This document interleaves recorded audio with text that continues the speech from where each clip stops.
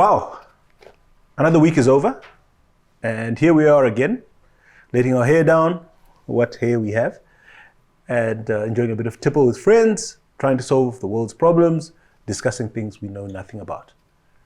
Before we get to the business of the day, what are we drinking today, gents? But Well, actually, this is the business of the day.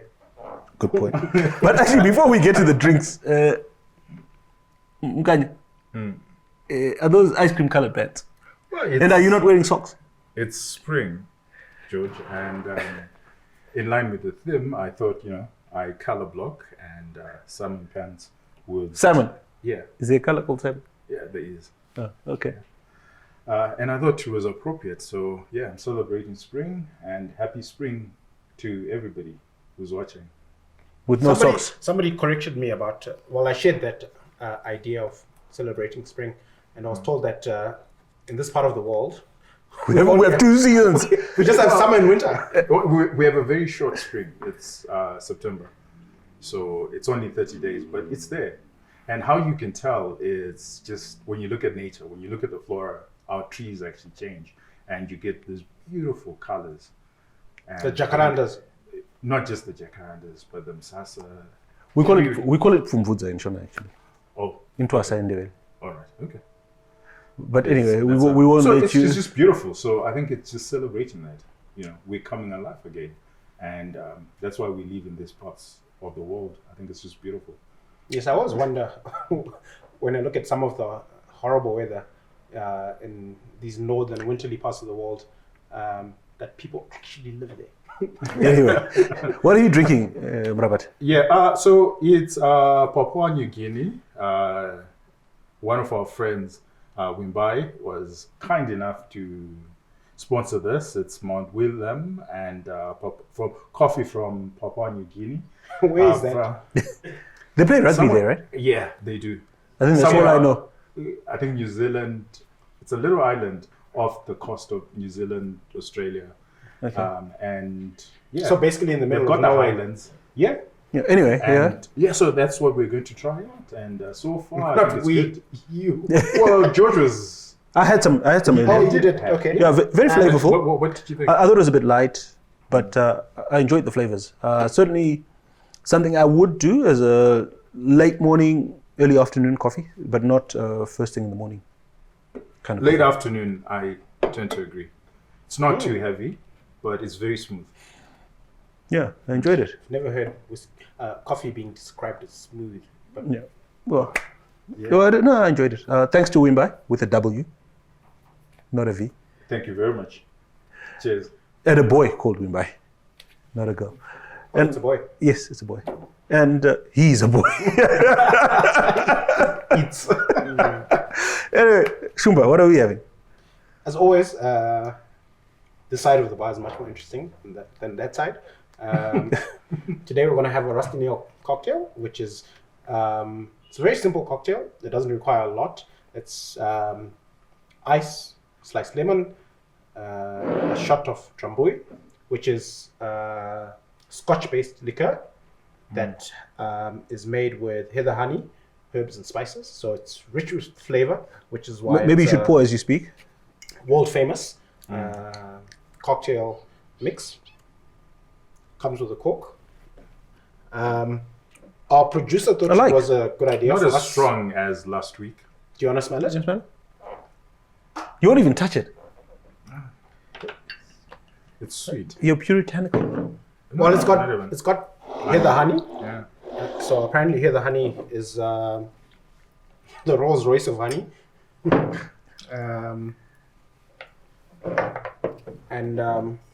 Yep. From the Isle of Skye. It's actually Scotch. It doesn't really matter which blend you use for this particular cocktail, as long as it's a Scotch blend. And we've chosen to use the Naked Grass, which is made by Famous Grass, the most popular whiskey in Scotland. So, you can't really go wrong with what the Scots like. So our producer insisted that we use a Can you shot stop glass, spilling? Why?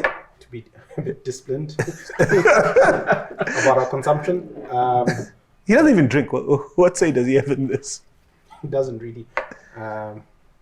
Okay, so some drambuie, which is a liqueur with honey, herbs, and spices, and some scotch, What could go wrong? and a slice of lemon. A bunch of slices of lemon. Smells like scotch. Cheers. You want to smell? Yeah, that's all right. Are you sure? So apparently it's called a rusty nail. Legend has Smells it. like famous grass. How would you know? Because I have you guys making me smell this stuff. So apparently, Am I wrong? No, it does smell No. like scotch, but it doesn't taste like scotch. Okay. You can actually taste the honey and the lemon. which is the whole idea. I think next time I have a cold, I'm going to tell my wife this is what I need. The This cure. is the cure. Yes. Absolutely. Honey and lemon. So it's And called a herbs. rusty nail. Legend has it that they used to stir it with a rusty nail. Or the other legend is that the name comes from the rusty nails that held the cases of drambuie together.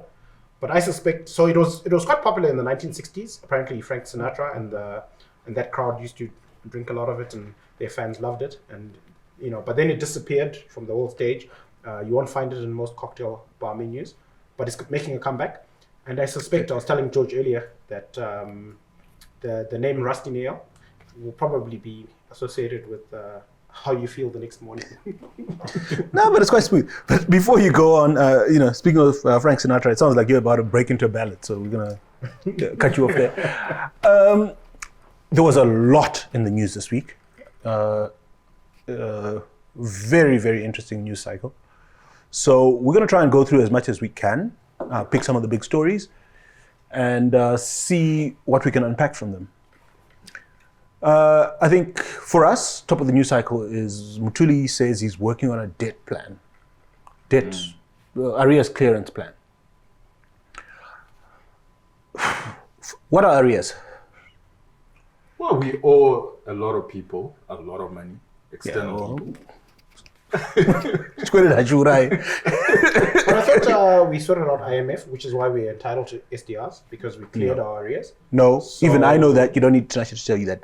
We got SDRs because we exist. So even if we were in arrears, Not still if we get were it. in it. Yeah, you would. Ah, There are a lot of people in IMF arrears, a lot of countries that are in arrears, and they're still getting SDRs. okay. Ma SDRs anopiwa munhu wese. Ah, Tine ma SDRs atakakuchengeterai. okay. and So benefiting. what arrears do we have? So anyway, that yeah. we- So what are arrears first of all? To the common man, what are arrears? Arrears chikwereti or what is it? No, it's debt that we are behind in paying. So if you have debt and you are up to date with your payments, then it's not in arrears. It only gets into arrears because we stop paying the debt. We stop servicing the debt.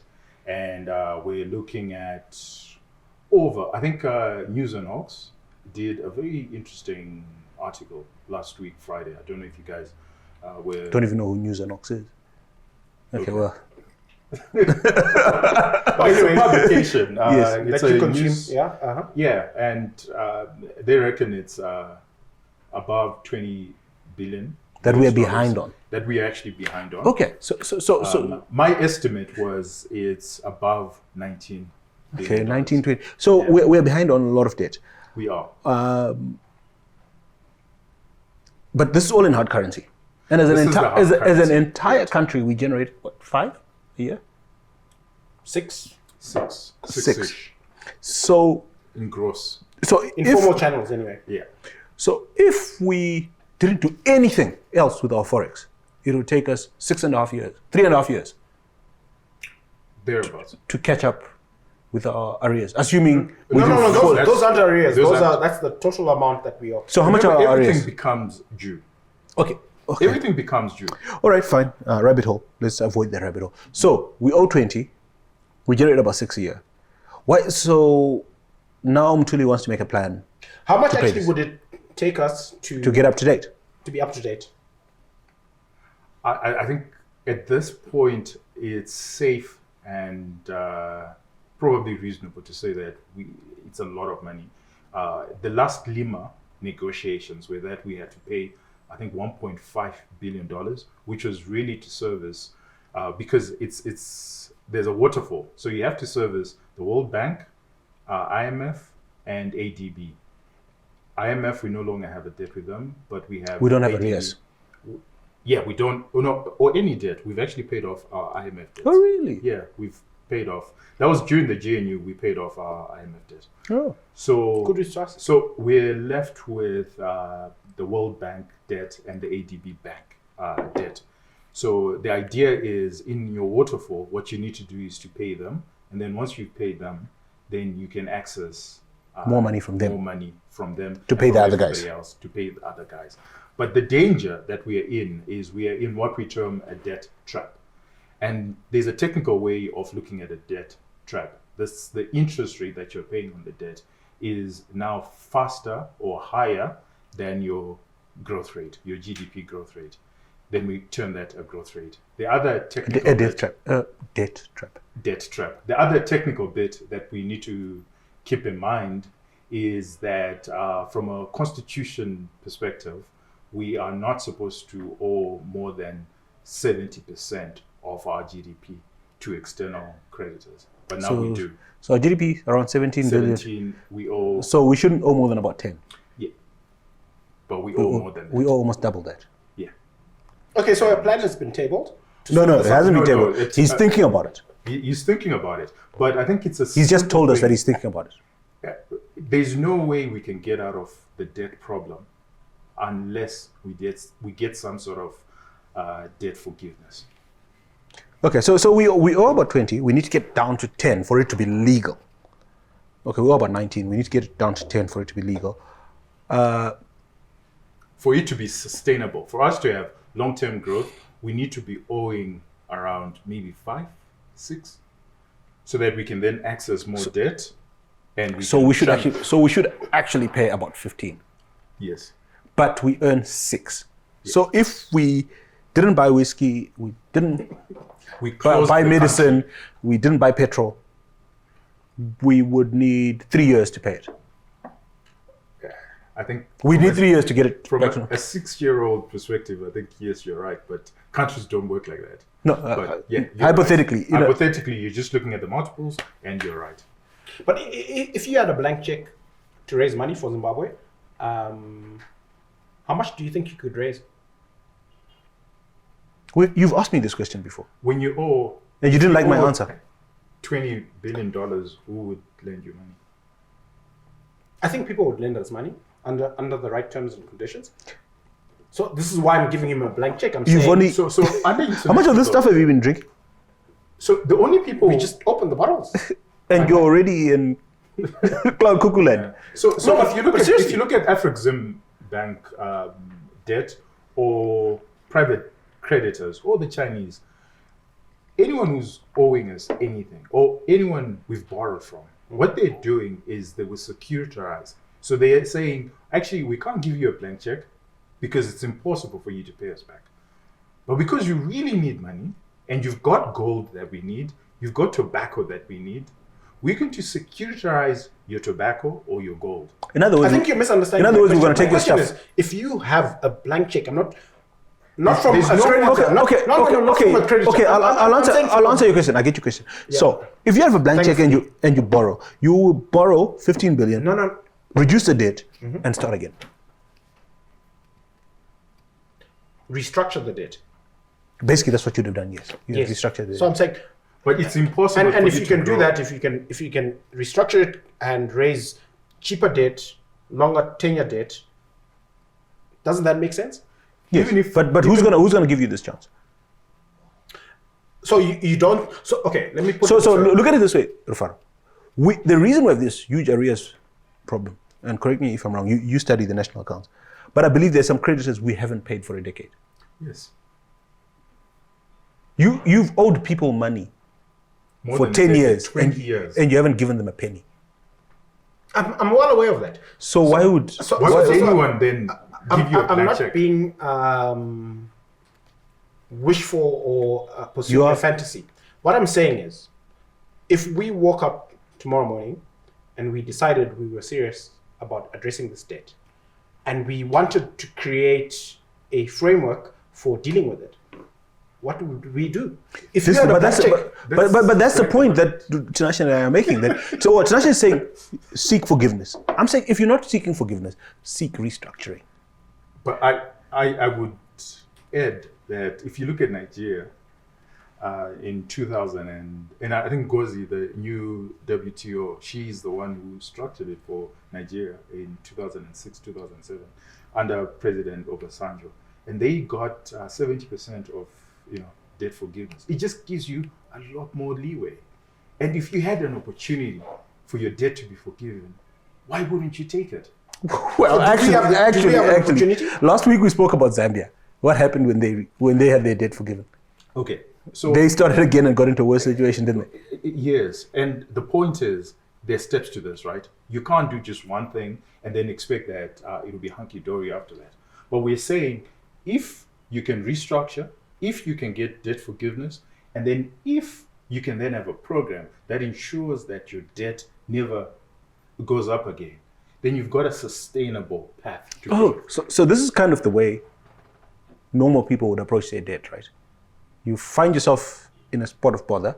Everybody wants their money. You go and get somebody who the other people respect to promise them that they'll get their money, they must stop bothering you. And then you get a job and you don't take more debt. Absolutely. Even more, how companies do it, right? When you get more creditors than assets, what you tend to do is you convert your creditors into equity.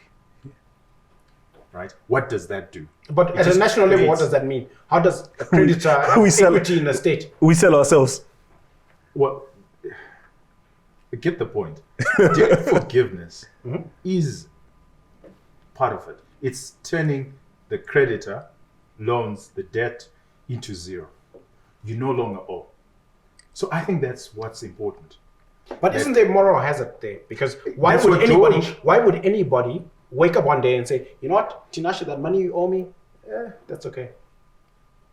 So the truth of the matter is this happens all the time.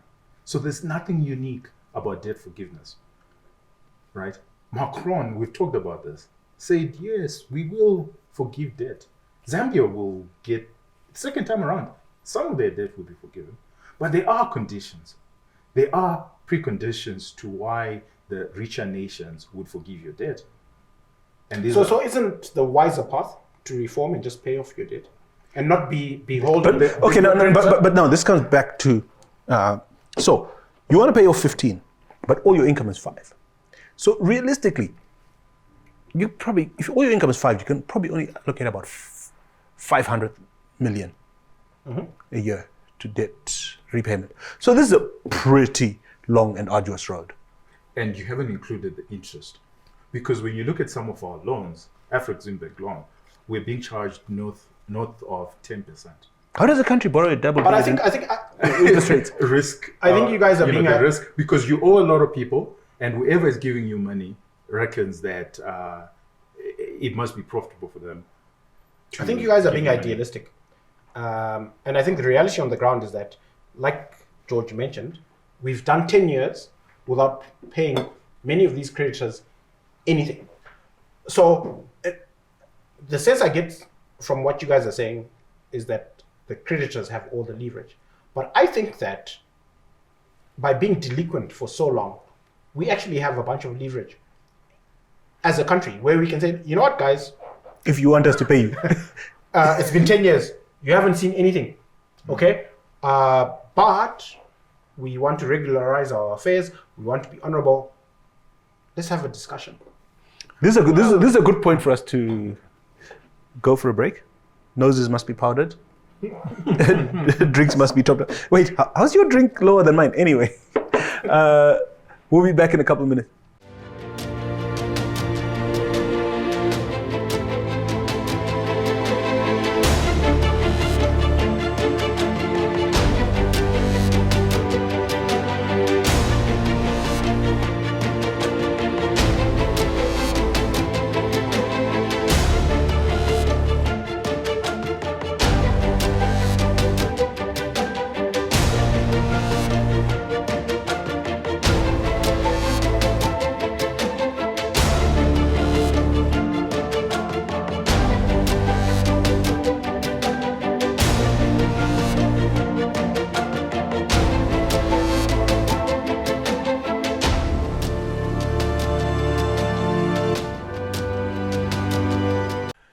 just before you had to go to the little boys' room, you had made an argument that actually we're holding all the cards.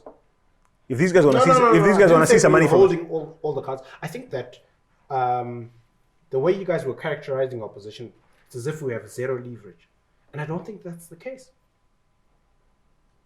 okay, respond. Okay. It's very simple. How did your glass get full again? We had a break. Yeah. It's very simple and straightforward. We need the world. The world doesn't need us. And remember, I agree of our with that, debt, by the way. So of our debt, if you look at our debt, I would say 2 out of 10 is the principal debt, and 8 out of 10 is actually accrued interest. So it's not like they've stopped charging interest. They're just accruing interest. And in the grand scheme of things, the international community does not care about them. Now, we care about the debt because for whatever growth, and that's why we're terming it a debt trap, because at some point you have to pay it. At some point. Look, we're in agreement. I think. So you don't hold any card whatsoever. No. So this is the. So whether think- you pay today, it's either you are going to pay or your kids are going to pay for it. The whole bank will still be around in 50, 100 years. All right. So all right. Fine. This is rabbit hole territory. Maybe we'll convince the producer to allow us a hangover or rabbit hole episode to deal with it. But so we owe all this money. A couple of weeks ago, Tinashe, you told us that about a third of the money on auction is actually coming from Zimra. Yes. So because going back last season, you explained to us the difference People between of Zimbabwe. fiscal and monetary. So we, the people of Zimbabwe, pay and collect these taxes. Very kind enough in and subsidizing the importers. yeah, then we've got this square rate. And we're not paying this square rate, and we're subsidizing importers. Is my simplistic characterization correct? You are dead right. And what we've seen in the economy of the last 10 years is a move away from production to consumption. Because what you're addressing, because if you address the debt problem, you're addressing the production problem. Because once you address the debt problem, then you get a lot more money coming in as FDI, right? And you start getting... Sorry, and I think that's an important point. If you allow me just to dwell on it for a second, so most people understand what you're saying. Okay. So there's a thing called the World Bank Group, which is the World Bank, IMF, IFC, MEGA. Never mind all those acronyms, but this group of multilateral agencies are controlled by the World Bank, and they take decisions together. A lot of international investors take cues about where to invest and what levels to invest from the attitude of the World Bank Group. So if you're not in good books with the World Bank Group, a lot of other investors just write you off. Sorry, carry on. Absolutely. So this gets to why we have the auction, because the auction addresses the consumption issue. So when Zimra gets money and government gets this Zimra money, they have two important decisions to make. It's either they fund production, real production, so you have the market price and you give exporters their money in US dollars and they make investment decisions, or you say, let's subsidize consumption because we need to consume today. Now But it's the third one, we could pay our debt. paying our debt comes to production. Because the reason why you want to pay off your debt is because you're saying it will create fiscal space for production, for investment. Okay. But right now, it's not, there's no one who's motivated to pay off the debt. Why? Because we need to consume. We have a high, insatiable need to consume right now. That's why we fund in the auction. Because the government has made a decision. Because remember, it's about a trade-off. The government has made a decision that Zimra money must go into subsidizing consumption. There are many reasons. So we Many of them are political. We could pay our debt. People consume less. So if you pay off your debt, it means that people have to consume less. But we choose to pay for cooking oil. We choose to pay for cooking oil because we want people to consume. And we don't even pay our teachers. because we're not interested in production. Gentlemen, I think that we're looking at the same data, Yes. but we're arriving at Different conclusions. different conclusions. Let's hear I think your that- argument. Freedom of thought. I think that what's happening with the auction and allocation of currency, it's an ideological difference, right? Where the government believes that they are the best qualified to allocate currency. And I think that we are of the view, I could be wrong, but I suspect we're in agreement that we believe that the market is better placed to allocate currency. So I don't think that it's a function of what you're speaking to, that they are advocates of consumption. I think what they are actually advocates of is government command and control and allocation of currency. But Rufaro, the result of the allocation of command and control, all those big words you used, is when we got a list of who got the currency, at the top of the list were cooking oil manufacturers. Yeah, so that's their judgment, right? That's their view about how to best allocate currency. But it's not. It doesn't follow directly and necessarily that they believe in. You know, this is in line with my people of Zimbabwe statement last week. It doesn't follow that. Let's hear him out. It doesn't follow that they. I think he will fall on his own sword. But let's hear. It doesn't follow that they are consumption driven. But they're giving all the money to I think cooking that oil. their view is quite simple. I think that their view is that they have a better understanding of the macroeconomic situation of the country, and that because of this, they're in a better position to decide which sectors of the economy require currency and why. Okay. Now, I'm not saying they're right. Do you know that? I'm not saying they're right. Did you know that this week schools opened after a long time? Yes. And the Newsday visited a couple of schools, and they reported in a couple of schools that in one school 2 teachers showed up. In another school, they reported that 4 teachers out of 56 or something like that showed up. But the cooking oil was paid for. Yeah. Look. Okay, Don't get me wrong. maybe Don't get me wrong. I'm not saying that this allocation protocol is wise or ideal or efficient. I'm just speaking to what I think the motivation is, right?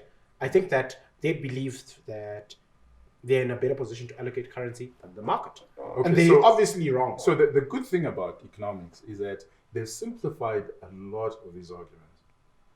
And income, there are only 2 things that you can do with your income, right? You can either consume or you can save. Those are your 2 options. Income is Zimra. So Zimra is getting you the income. And you as government, you're making the decisions. So we're not even talking about markets or whatever. We're saying you're getting income. Yeah, but that's the role of government in And- every market everywhere in the world, right? And you're getting income. And you have 2 We're talking about decisions. their money. Their money. You have 2 decisions to make. It's either you consume it or you save it. Now there's a Save/invest. it's equal. So when you say save, usually we equate that to investments. Those are your options. You have 2 options, Zimra. So I'm asking you, rather than us deducting, we're going to ask Ufaria, our 6-year-old, Who's not going to school? who's not going to school, and following George's argument, you have income. Zimra has reported income. And right now, you can either consume or you can save. Where's the money going? In your educated view. No, Your that's considered view. I think Where's the money going? I think it's quite clear that we're consuming this money. That's all we're saying. That's all we're saying. We're just using a very simplified model. And the very simplified model tells us that Zimra is collecting money, and that money is not going into investment. That money is going into consumption. Now, how the consumption happens, that's where George was trying to, explain that, well, we can deduct how the consumption is happening because we know that $1.7 billion has gone to the auction, of which a third of that was coming from government's own income. Yeah, fair enough. And if you're consuming something that is heavily subsidized, so you're getting US dollars and you're literally donating them on the auction so that you can have, so that people can consume more. Cooking oil. Cooking oil. Do you think that is a good way of spending government's income? Look, I'm agnostic. I think that That's the problem. You should care more. in the first instance, right, currency should not be allocated by a government bureaucracy. It should be allocated by a market. That's so We're not even talking about that. We're talking about government's Own money. Own money. We're not talking about the exporters' money. We're saying Zimmer is collecting money. And government has the prerogative to decide what to do with that money. And it's decided that part of that money yeah, but then we will can go into subsidies. look. If you want to get into that, that's a philosophical rabbit hole about how government should work. No. No, who? No. Rufaro, there's no philosophy here. No. Truly, you've got 500 million a year, US dollars. Completely in your control. In any country in the world, the Minister of Finance has money in his control. What do you do with it? Well, if I was in his shoes, I would address the debt. So you're coming back to our thinking. Difficult talking to a 6-year-old, isn't it? That was, you know what? That was the argument 15 minutes ago. Well, you guys didn't do articulating that argument. Precisely. But instead, we're paying for the cooking oil. Yep, not a great And idea. actually subsidizing the Yes. cooking oil. Not a great Heavily idea. subsidizing. And also deciding to give everybody $50. Oh, yes. Okay. So income, government has just received another income line called SDRs, right? And the next day or a few days after, we hear that anyone can just produce an ID and get $50 From a bureau. This is money that, At 85. so it's got nothing to do with anyone. This is government's money. It's in their kitty. It's income. Like I said, you've got two decisions to make. Look, I must confess, I'll be very honest that decision, this $50 decision, boggles my mind. Because $50 a week. A week. I think Yeah. that $2,500 a year. look, I'm a free market capitalist. But look, I don't live in heaven. I live here on earth, so I understand. I don't think you're even making it up there. I think that we live in a dispensation with exchange control, with a government that loves command and control, and to the extent that currency is allocated to essential medicine and drugs, to import fuel, to import raw materials for the productive sector. Look, I would rather a free market system, Well, you, but I can wrap my brain around we're buying essential drugs and medicine. well, actually, we're buying fuel. well, we're doing. well, you But know, giving no, but individuals you know this whole $50 a week at essential, 85? this essential, Yeah. essential medicine thing. You remember a few weeks ago we had this discussion, and it's clear that Mutuli didn't pay for the vaccines. It's not in the numbers. If you've got a kid under 6 and you've been to a government clinic, the boxes that the medicine comes out of have donors' names on them. So no, we're not paying for essential medicines. But didn't we The just Americans donate are. like 20,000 vaccines to Namibia? Like, I'm really at space. Like, am I missing something? Am I missing something? What? No. Next time your kids go to the clinic, I think you need to go with them and see what's written on the boxes. So, Well, the numbers. So it vexes me. Actually explain that, you know, half This a $50 billion thing, dollars, half a it's- billion dollars of Western aid goes into health. This $50 Sector. thing, Yeah. it boggles my mind. I can't wrap it around. But I thought my you brain. said it was a philosophical issue. No, I didn't. No. Okay, I think you're conflating things. That was like 10 minutes ago. But seriously, like, how are we But it's deciding income. that at 85, we're allocating $50 a week to individuals? Okay. Anyway, So that's the consumption bit. anyway, It's not even consumption, like because you have no idea what that individual does with that $50. anyway, moving swiftly on. Standard Chartered, one of the biggest banks in this country, this week. Is it? Says one off. Do you know how many branches Standard Chartered has? No, but in terms of total deposit, total loans, it's one of the biggest. And that's Analyst Insights. The rabbit hole you're going down. Analyst Insights. Do you know how many branches they have? Analyst Insights. Do you know? Two, right? But anyway, they said that they published some numbers. They said they're on course to achieve capital of $30 million by the end of the year. I recall them a few years ago saying they were on course to achieve $100 million By 2020. So what happened? Hyperinflation happened. Exactly. No, where did the money go? There was Are money. you sure you want to go down that rabbit hole? Okay, so let me unpack this because I followed this quite intently for a minute. And so during the GNU, right, in our infinite wisdom, we decided that Zimbabwean banks, unlike banks in a proper market like South Africa, oh sorry, did I say proper market? In a big market, Bigger. huge market like South Africa, $300 billion economy. We decided that in our economy, we wanted tier one banks to have capital levels of $100 million. And the banks that aspired to be tier one banks actually said, that's fine. By 2020, we will be $100 million capitalized banks. And they were on, and they had a path, they had a plan, and they were getting there, right?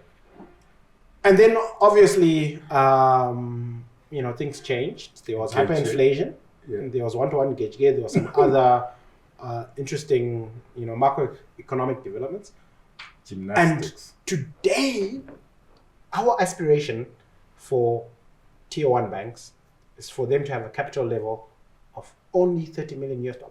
So so I was doing a bunch of back of the envelope calculations. Clearly before this. And, so I figured, okay, fine. If we only had 8 tier one capital banks in this country, that were on course to have $100 million in capital by 2020, and now they're aspiring to only have $30 million. What's the opportunity cost? How much capital have we lost? It's almost $600 million. There you go. That's just gone poof and disappeared. Okay, before we get into trouble, I'm gonna end this discussion. Well, I think there's one thing that we need to highlight, which is private sector credit, because it speaks to this.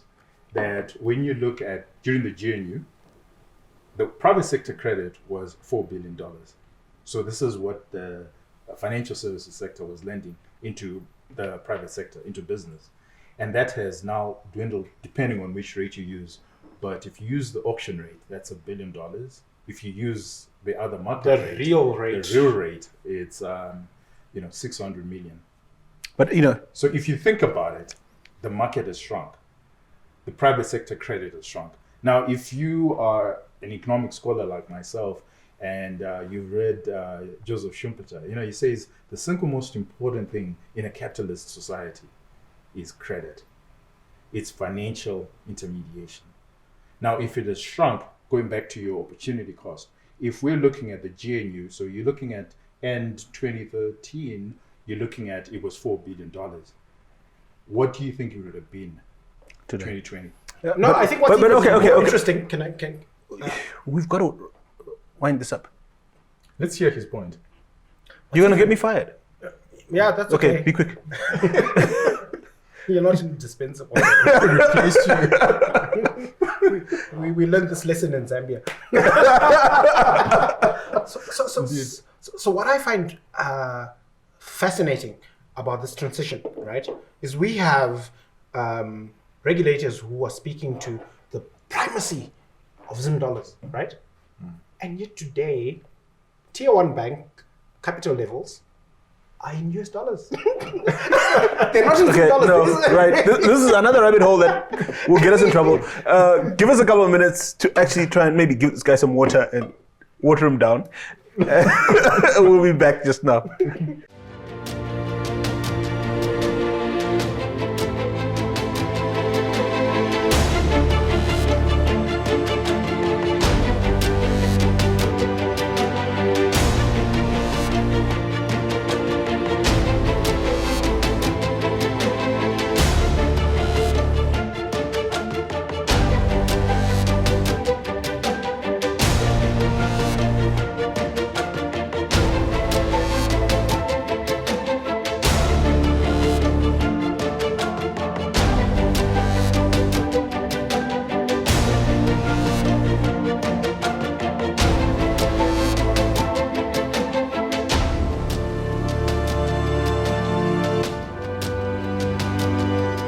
and the madness resumes.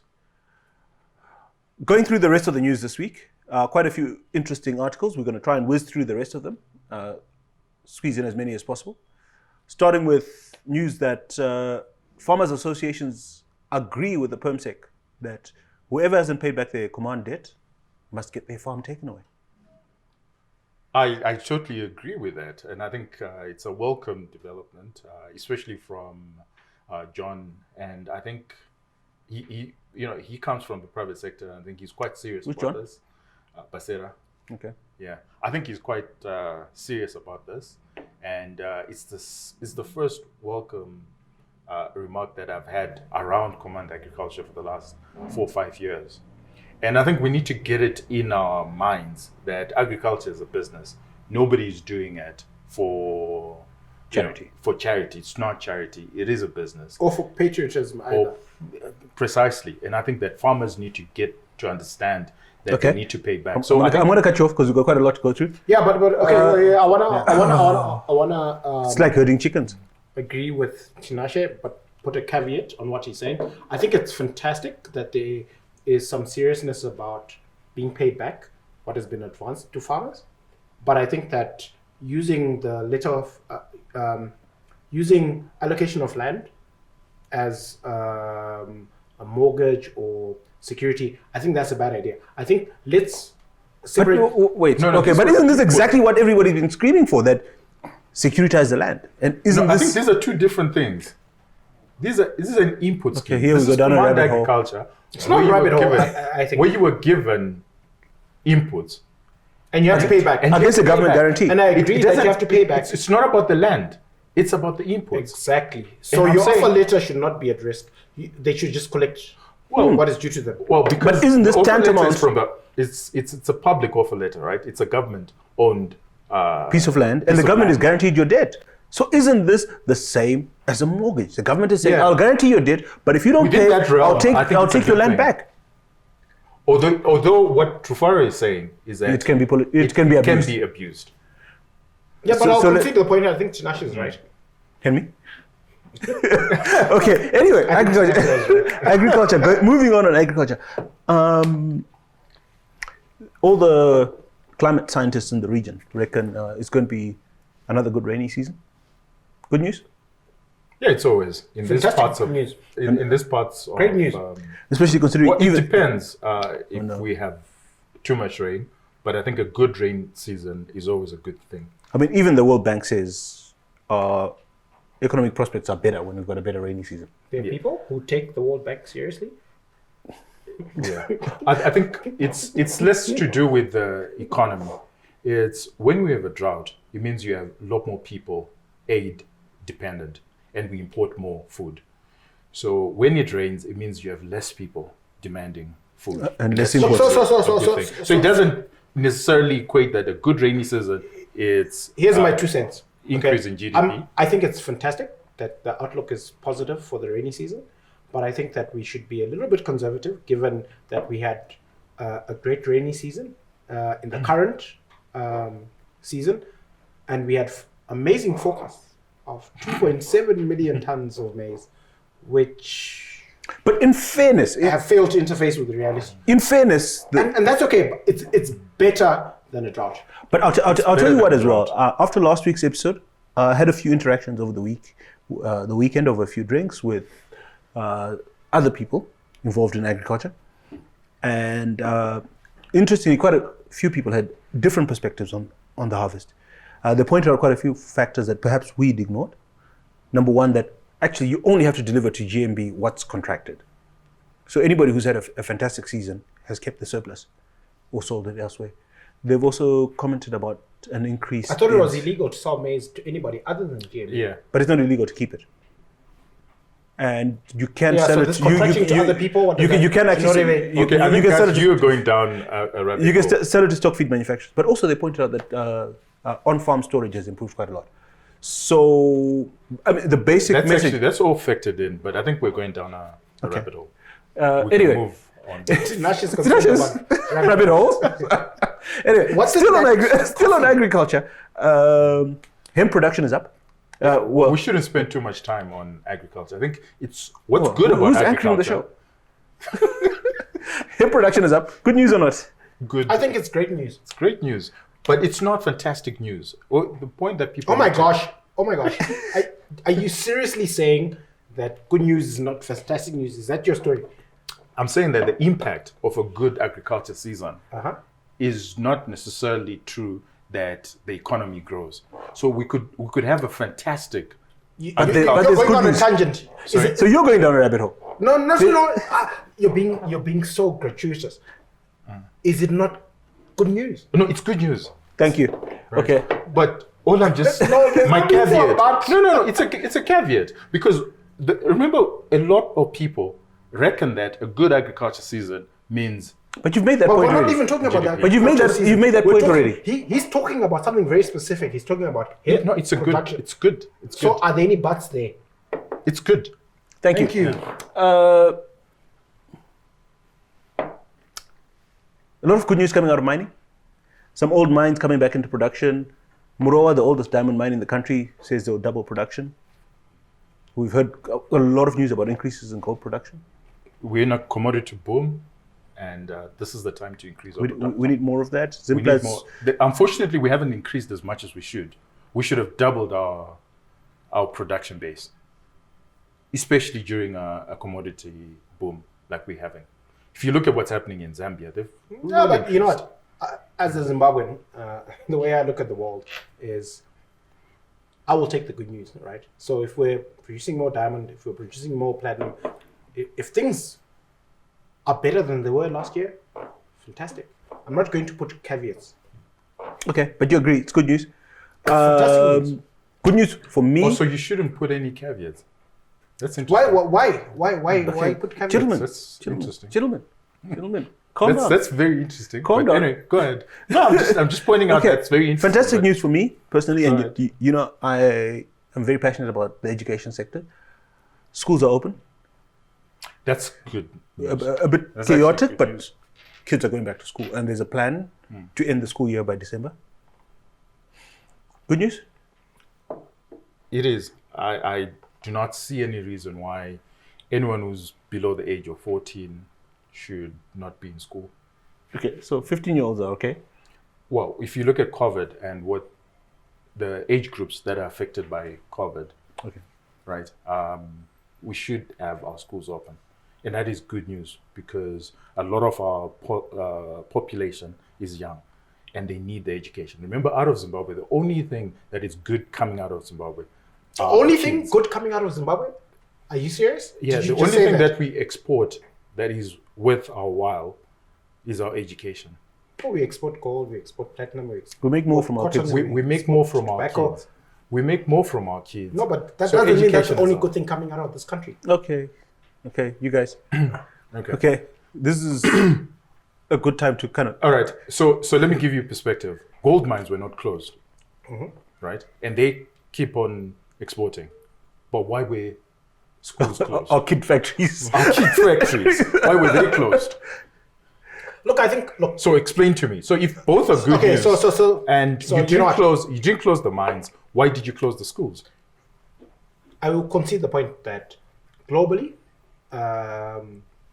government policy in terms of dealing with COVID, most parts of the world has been abysmal. Okay, so I don't score us poorly on that score. Okay, I just say, all why right, are we gentlemen, closing the you're actually in agreement. And then last piece of news that we want to touch on: restaurants are open. Fantastic, phenomenal. Cheers to that. Cheers to That's all, that. actually, yeah. Even if we order one piece of chicken and a whole lot of beer, restaurants are open. Cheers. Well, it didn't make any sense to me why they were closed in the first instance, but it's good that they open. And well, while you've got the floor, last word today. Thank you very much, George. So the quote is from Alexander Shostitsin, and he's a Russian author. One of Where my do you favorite. find these people? Well, Anyway, he wrote a very important book that made us understand Russia and the gulags. It's called Gulag Archipelago, and he made us understand I'm sorry. really what was I'm happening. sorry I asked. Okay. Anyway, this is what he says. He says, it's high time to remember that our first allegiance is to the human race.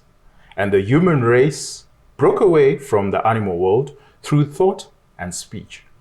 It's natural in that these should be free. And if they're shackled, we return to our animal state. That's my quote. And if you must return to your animal state, be good. If you can't be good at it. Stay safe. Have a nice weekend.